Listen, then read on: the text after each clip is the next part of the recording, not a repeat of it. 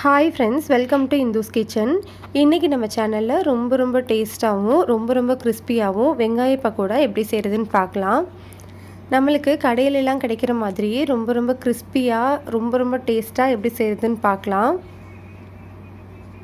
ரெசிபியை பார்க்குறதுக்கு முன்னாடி நம்ம சேனலை சப்ஸ்கிரைப் பண்ணாதவங்க ப்ளீஸ் சப்ஸ்கிரைப் பண்ணிக்கோங்க. கூடவே பெல் ஐக்கானையும் கிளிக் பண்ணிவிட்டு ஆளுங்கிற பட்டனையும் கிளிக் பண்ணிக்கோங்க. ஃபர்ஸ்ட் ஒரு 4 பெரிய வெங்காயத்தை இந்த மாதிரி நீளமாக கட் பண்ணிக்கலாம். கட் பண்ணதுக்கப்புறமா இந்த மாதிரி கைகளை வச்சு நல்லா பிசைஞ்சு விட்டுருங்க. இப்படி நம்ம பண்ணும்போது நம்மளுக்கு வெங்காயம் எல்லாமே உதிரியாக இருக்கும். இப்போ இதில் ஒரு 1/2 டீஸ்பூன் அளவு சோம்பு சேர்த்துக்கோங்க. இது நல்ல வாசனையாக இருக்கும். 1/2 டீஸ்பூன் அளவு தனி மிளகாய் தூள் சேர்த்துக்கலாம். 1/4 டீஸ்பூன் அளவு மஞ்சள் தூள், 1/8 டீஸ்பூன் அளவு பெருங்காயத்தூள், ஒரு 4 பல்லு பூண்டை நல்லா தட்டிட்டு சேர்த்துக்கலாம். ஒரு பச்சை மிளகாயை இடையில கீறிட்டு சின்னதாக கட் பண்ணிவிட்டு சேர்த்துக்கோங்க. ஒரு 7 முந்திரி பருப்பு சேர்த்துக்கலாம். முந்திரி பருப்பு உங்களுக்கு பிடிக்கலன்னா நீங்கள் இதை விட்டுறலாம். கொஞ்சமாக கருவேப்பிலை சேர்த்துக்கோங்க.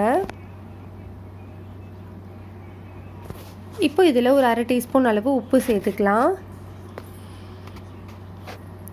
இப்போ இதை கைகளால் நல்லா பிசைஞ்சு விட்டுருங்க. பாருங்கள், வெங்காயம் எல்லாமே நல்லா மசாலாவோட கோட் ஆகிடுச்சு. இந்த டைமில் 1 கப் அளவு கடலை மாவு சேர்த்துக்கோங்க. மாவை கொஞ்சமாக சேர்த்து நல்லா பிசைஞ்சு விட்டுருங்க. தண்ணி எதுவுமே சேர்க்கக்கூடாது. வெங்காயத்தில் இருக்கிற தண்ணியை வச்சு நம்ம பிசைஞ்சிக்கலாம்.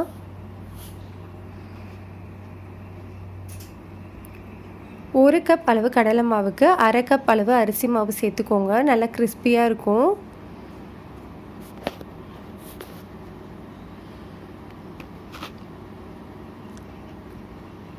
பாருங்கள், தண்ணி எதுவுமே சேர்க்காமல் நல்லா பிசைஞ்சாச்சு. இந்த டைமில் ஒரு 2 டீஸ்பூன் அளவு எண்ணெயை நல்லா சூடுபடுத்திட்டு சேர்த்துக்கலாம். இப்படி நம்ம பண்ணும்போது நம்மளுக்கு பக்கோடா நல்லா மொறுமொறுப்பாக கிடைக்கும். இந்த எண்ணெயை வச்சு நல்லா பிசைஞ்சு இந்த மாதிரி பதத்துக்கு வச்சுக்கோங்க. அப்போ பக்கோடா நம்மளுக்கு நல்லா கிறிஸ்பியாக இருக்கும். இப்போ ஒரு கடாயில் எண்ணெய் சூடுபடுத்திக்கலாம். எண்ணெய் சூடானதுக்கு அப்புறமா இந்த வெங்காயத்தை எல்லா சைடும் படுற மாதிரி நல்லா பரப்பி போட்டு விடுங்க.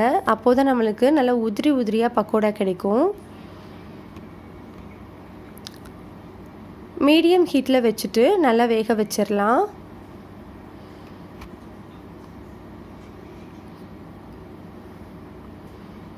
பாருங்கள், நம்மளுக்கு பக்கோடா நல்லா வெந்துருச்சு. நல்லா கிறிஸ்பியாக சூப்பராக ரெடி ஆகிடுச்சு. இதை நம்ம எடுத்துடலாம்.